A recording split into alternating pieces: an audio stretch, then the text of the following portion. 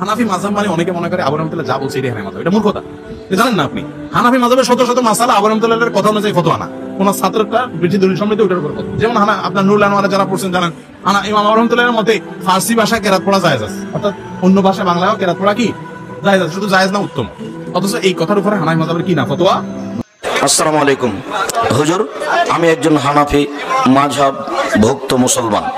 ইমাম আবু হানিফা আমাদেরকে নামাজের যে নিষেধ নিয়ম সিস্টেম দেখিয়েছেন বা অন্যান্য ইবাদত, সেগুলি কি তার নিজস্ব বানানো নাকি সহিহ হাদিসে, এইটা আপনাকে দেখতে হবে। কি আল্লাহর নবী বলছেন আমি চলে গেলাম, কোরআন আর হাদিস রেখে গেলাম, তো আপনার ইমামেরটা দেখেন হাদিসের সাথে যদি মিল খায় করবেন, আর যদি মিল না খায় তাহলে বাদ দিতে হবে।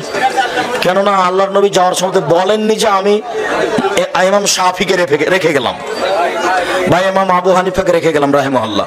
উনি বলেছেন যে আমি কোরআন আর সুন্নাহ হাদিস রেখে গেলাম। তুমি এভাবে বুঝলে তো হবে না।